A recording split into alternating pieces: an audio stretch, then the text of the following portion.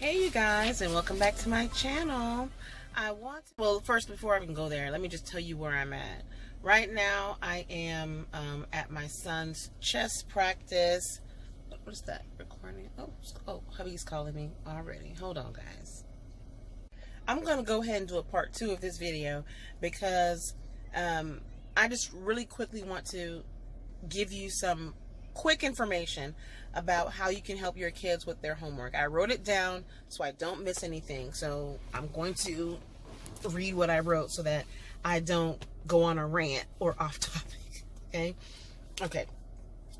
How can we help our kids with our homework? What we're going to do, if you're watching this video and it's the end of the school year, what you can do as you provide enrichment and fill in those gaps, learning gaps for your children, we can institute a lot of these things so that it's not difficult when the fall hits. If you are watching this video and it's during the school year, then you can start by creating a routine or a schedule for your children now. Okay, just stop whatever you were doing if it's not working, and let's institute these things. And you can do this one at a time, or you can choose to dive on in and do them all at one time. Okay, so grab a pen, grab a piece of paper, and let's get started. Allow your kids to have a break when they get home. I also have some videos on this topic, and I'll link them in a card or in the description box below, or attach them as a recommended video at the end of this video. But allow your kids to have a break when they get home. Remember, your kids have been at work, okay? They're at school 7 to 8 hours a day. And if they're in aftercare, you're in school for about 10 hours with before and aftercare, okay? So when they come home, give them a break, about 30 minutes to chill, relax, do what you do, take a snack out, eat it, go outside, run out that energy, okay? Give them a break to release that energy.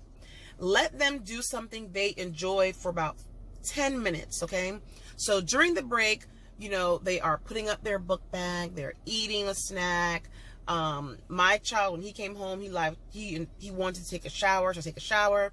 If your child isn't like that, I always say wash your hands when you walk into my house. Wash your hands, and do what you like for a few minutes. When you start to sit down with your son or daughter to start the homework process, before you just jump on in, give me your homework. Because trust me, I know. You tired. You are tired. You just got off of work. You probably did not have a good day. And even if you had a great day between the drive and your, 7 to 10 hours of work, you're tired. You're tired. I understand. But when you sit down with your children, you have to de-stress. You have to de-stress. Your child has to de-stress. Even if it's 2 minutes, put on a timer for 2 minutes. Sit down with your children before you start the homework process and you say, how was your day? What you did today in school? Nothing. How was your day? It was good. Okay, that's fine. Well, let me tell you about my day. And I tell them about my day. If you have nothing to contribute to the conversation, you don't have anything to say, then I am going to let you know how my day was. Therefore, we are in dialogue. We have to ensure that we communicate with our kids beyond, telling them what we need them to do or just jumping into work. Keep in mind, if you go to work and the first thing your boss tells you when you walk into the door is, oh, I put this piece of paper on your desk. I need that paperwork done, or that email sent, or this assignment completed in the next 15 minutes. You're going to be like, dang, I just got in the door. Can I chill for a bit? Good morning, right? So your children feel the same way. So again, let them decompress, and you decompress as well. During the homework process, you may say, I'm going to give you about 30 minutes to attempt this homework, or 15 minutes. Let's put on a timer.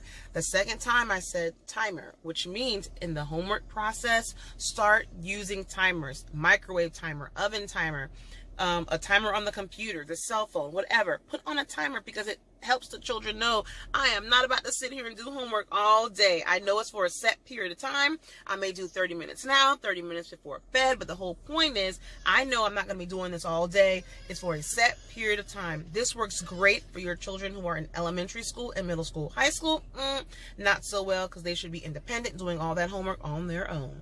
Only thing you should be doing in high school and in middle school, technically, is saying, are you done? Did you double check your work? How do I know you know it's correct? Let me see and make sure your work is done.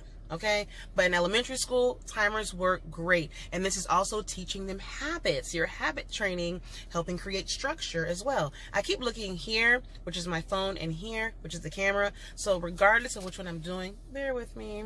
Okay? So during the homework process, when you sit down at the table with them, you may say, okay, I'm going to give you 15 minutes to go ahead and complete this assignment, and you may go ahead and start dinner, or you may go ahead and, do some things that you may need to do.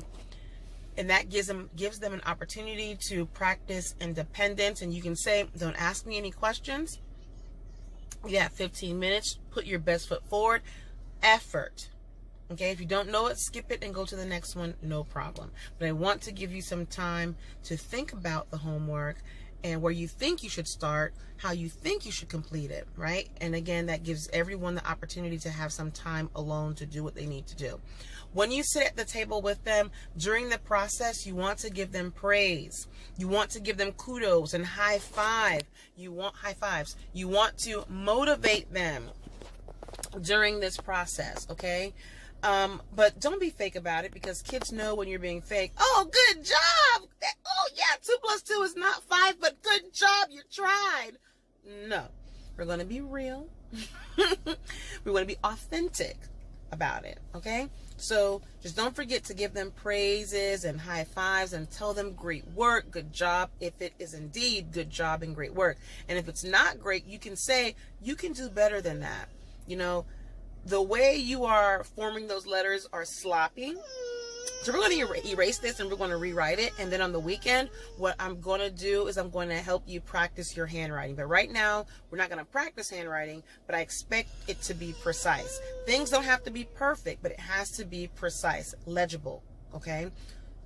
That's just an example. Okay, give them grace and give your... Also, what you want to remember is to extend your children grace and to extend yourself some grace during this process and some patience. You are going to be overwhelmed. The child is going to be overwhelmed, especially if they don't want to do it, especially if they are agitated. You become frustrated and annoyed. We all become frustrated and annoyed. So give them grace. Remember, they just got off of an 8 to 10 hour shift, just like you got off of an 8 to 10 hour shift. Their school, your work. So sometimes that negative energy is bound to be present. So in the process also, the yelling, the screaming, the instilling of fear, don't do it. Even if you grew up like that, your mom or dad was like, you better sit down right here and get this work done. If you don't, why did you get this answer wrong? That doesn't make any sense. If you get another answer wrong, if you don't complete this work in 15 minutes, I'm going to A, B, C, and D. Don't do it. Even if you're frustrated with the situation because your child is giving you lots of reasons to be frustrated, you have to be able to find a way to calm yourself down, walk away, come back to it, or push through it in a more positive manner. Okay? That's just my recommendation to you. I always tell my son to fix your face. We're going to do this, so fix your face. But parents, you got to fix your face too. We have to fix our faces too, because how we feel is all in here. When our child gets something wrong or they do something that's like, doesn't make any sense, you're like, what? Why would you? What? Those facial expressions, they see it, they feel it, they know what it means because they've been around you for so long, okay? You may not say, you are stupid, or that was stupid, but your face is saying, that is stupid. How in the heck could you even do that, right? So fix your face, fix your attitude, fix your tone of voice. The inflection, not needed.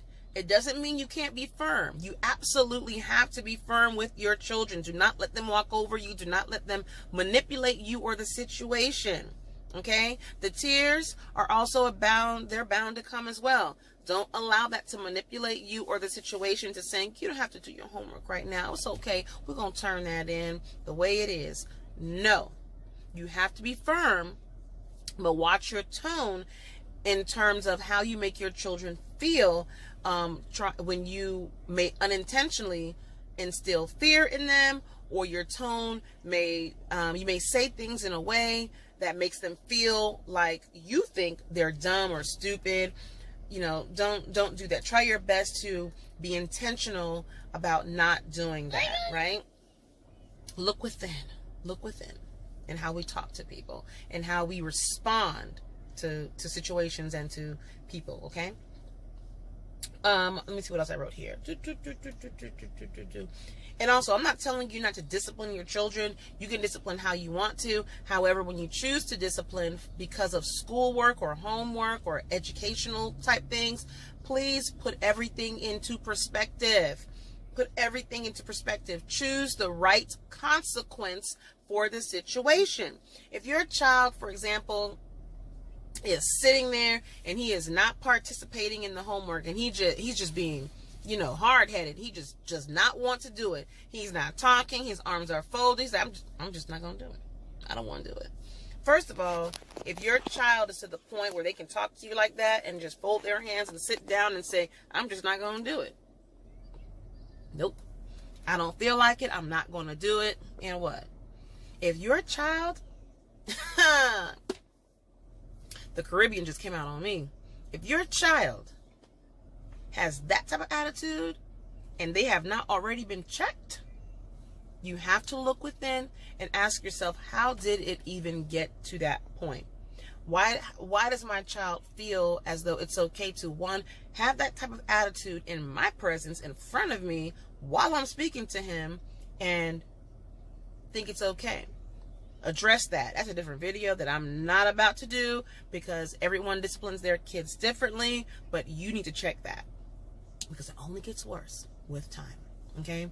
But choose the right consequence for the situation. So if your child is like, I don't want to do this, I'm dumb, I don't get it, I don't want to do it because I don't understand it, a consequence for that may not necessarily be a spanking or you're grounded for a week or I'm taking away your phone. How does a spanking, grounding, or taking away the phone fix the fact that your child just said, I don't want to do this because I'm dumb and I don't understand? It doesn't fix the issue. You have to find the root cause. Why do you feel like you're dumb? Why don't you understand? Is it a competence issue where I may need to reteach something or help you, fill in a gap at home? Do I need to have a conversation with the teacher? Do I need to figure out if it's a confidence issue? Is it a learning disability? Is it, are you hungry? Are you tired? Your job as parent is to figure out the root cause for your child's behavior. So in terms of education, why is your child performing the way they're performing? Why are they not wanting to do the homework? Why are they saying they're dumb? Why don't you understand the concept? Parent, it's your job to find the root cause. Okay? And then if it's a spirit of laziness or disobedience, then you may want to provide a consequence for that behavior to fix it, right? But if it's not a spirit of laziness or disobedience or disrespect and it's something else, then a consequence may not be the appropriate thing for that particular situation. But you know your kids, and I just want you to put things into perspective and be realistic about your expectations as well. Okay?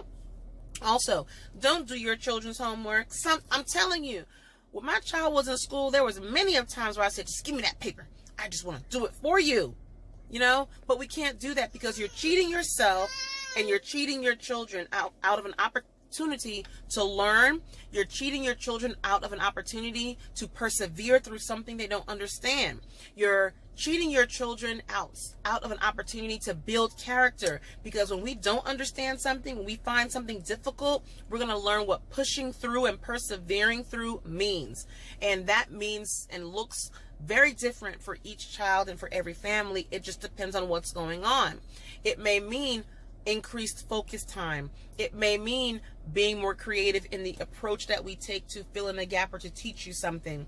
It may mean not going to sleep on time. It may mean waking up early in the morning because you didn't finish your work in the evening before, right? So for me, when my son was enrolled, I would rather my son do the homework in the morning or turn in an assignment late after asking the teacher, rather than doing it for him or letting him do a half job on the assignment, right? I believe in quality work. I have high expectations for my kids, but I'm also realistic in making sure that they have whatever they need in order to be successful. And if they don't, it's my job and Dad's job to find out why, what you need, why you need it, and fill in the gap. Because our children are not going to be thrown out here unprepared to walk through these doors of opportunities, right? Your job as mom and dad is to make sure your kids have everything they need, from the school system providing resources and from you filling in gaps and helping them at home. When our kids leave our home, can nobody say no because they don't know something, or no because they lack a skill, or no because they're just unaware. They may say no because you weren't the best person for that, but my child has what is needed to do X, Y, and Z. And obviously, if there's a mental issue or if there's a learning disability, it may take longer. But my job is still to help my children grow and flourish to the best of their ability, so that doors of opportunities are not slammed in their face because they just don't know, or they don't have the skill or the competence to do it. And it starts right now. It starts right now when your children are in elementary school, middle school, and high school. Interject yourself in their education. Participate in this education thing. It's not all on the teachers. Mom and dad, caretakers, it's on you too. It's on you too, because nobody cares more about your kids than you. I promise you that. I promise you that. Okay. Also, when your children are doing their homework or they're working on something, look at the environment. Is it too cold? Is it too hot? Is it too noisy? Is it too dark? Is it too sunny? Look at the environment. And sometimes we may not have control over the environment. Where we live, what we have is what we have and where we live, right? But maybe they need to do their work, earlier in the day when they, get home from after school. If they're in after school care, make sure they get their homework done in the after school care program, so that when they come home, all they have to do, all you have to do is check their work with them and help them understand why they got something wrong and things of that nature. Also, when it comes to your environment, mom and dad, kids don't like chaos. I'm going to just say that. Kids do not flourish in chaos and disorganization. They will not flourish. And we don't want to teach them that at this age. What do I mean by that? If their space is messy, we have to fix that. And I know as working parents, it's hard sometimes to keep our spaces immaculate, but I'm not saying immaculate. I'm just saying organized, clean, remove the clutter, because when your spaces are cluttered, the mind becomes cluttered as well. When your space is in rambles and disorganized, it's hard for you to be organized in your thought process and the things that you do as well. The two work together. Yes, baby. My finger. Oh, your finger? What happened to your finger? Huh? Oh, the nail polish came off your finger? I'm sorry about that. I'll put some more nail polish when we get home, okay? I love that girl. I love that girl. Hey, say I love you, mommy. Okay. I still love you anyway. Also, the noise. Are you and your spouse yelling to the top of your lungs, cussing each other out, slamming doors, and the children can hear this? That's a different video that I'm not going to do, but your children hear this and they cannot process information and be organized and work in chaos. Chaos can mean the drama in the home from the noise and the battles between you and spouse or whoever else is there, even sibling rivalry, to the environment they're in terms of the lighting, in terms of the cleanliness or the disorganization within the home. All of that plays into whether or not your children can function and perform well with their homework and life in general. So if some of those things are issues that you're having, or some of those things are things you know are taking place in your home, please consider addressing those things, okay? Consider taking a hard look at yourself and finding a way to address those things. And if it comes to, the cleanliness and organization and decluttering, involve your children in that. If they have their own room or they're sharing a room, they need to learn how to clean that area and keep it organized and what it's supposed to look like. And that's habit training. That's a process. Don't show them 1 or 2 or 3 or 5 or 10 times and think it's going to be a-okay. No, that's something you're going to have to do throughout them staying in your home, guys. But the hope is that they become better and better and more independent at it, and it looks better and better over time. But the whole point is, start that habit training now. Let them help you. You don't have to do everything on your own. You don't have to wash all the dishes. You don't have to fold all the clothes. You don't have to do all the laundry. You don't have to do all the decluttering. You don't have to do all the paperwork. You don't have to do all that. Let the kids help you. Kindergarten, 3 years old, 2 years old. They can help you. Just figure out how and let them participate. Let them be involved. And the whole point of that is to just help have a clearer workspace, so they can think in and they can do their homework in. And if you don't want to, or if they just can't do their homework at home, let them sit outside in the front yard or the backyard. Let them go to the library, go to a coffee store, a bookstore, or let them do their work at the aftercare program that they're in. Just find a way, okay? If your environment, no matter what I just said, isn't going to work, find a way. What can you do as well? When you are doing work, let them do their work with you. When you get home and you start searching through the mail to pay, or you're paying bills, or you are in school yourself and you're doing your homework, let them sit there with you and do their homework with you as well. If you have multiple kids, the situation will become a lot more difficult. I totally understand and I totally get it, but you have to find a way. Let people help you as well. I know sometimes, as a mom, may you be married, single, engaged, in a relationship, whatever, or no relationship, it's hard to ask for help, and it's hard to receive help when people ask you, do you need anything? Is there anything I can help you do? Yes, you can. This is what you can help me do, since you asked. But we have to find a way, guys. Have to find a way. Okay? Okay. That's all I had for this part 2 of the video. I'll go ahead and link part 1.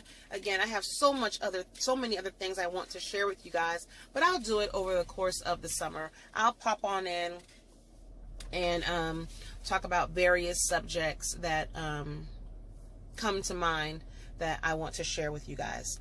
But that's it, guys. Be blessed.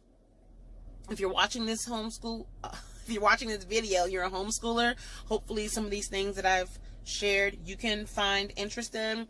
And for those who after school, keep pushing on. I'm here to support you. And if no one has said it to you, you are doing a great job. Even if you don't feel as if you're doing a great job, you're doing the best you can. And I get it. I totally understand. Do not beat up on yourself. Do not beat up on your kids. Give yourself and your children and your significant other grace. It takes time, so give patience. It takes grit. It takes hard work, but persevere. All right? All right, you guys. As always, make it a great day. Be blessed. Bye.